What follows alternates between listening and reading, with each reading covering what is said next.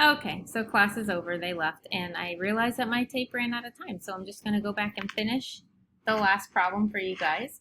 So on this one, again, I'm going to start by graphing my y-intercept first. So I'm going to put a point at -1, and then my slope is going to be 3 over 1. So from that point, I'm going to go up 3 and over 1.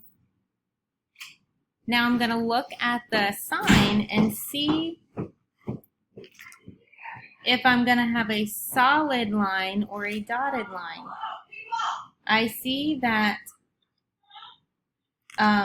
sorry, Miss Eichner just came in, totally distracted me.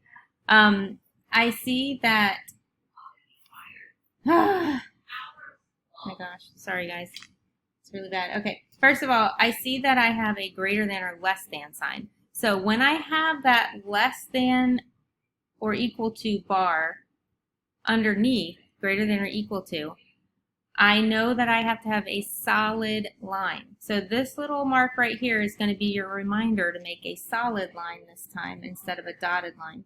So I'm going to connect my dots with a solid line, and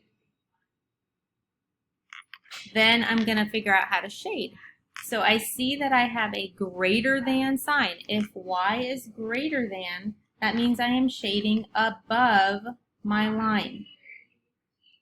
Okay, less than, you're going to shade below your line. Greater than, you're going to shade above your line. So that's all there is to it.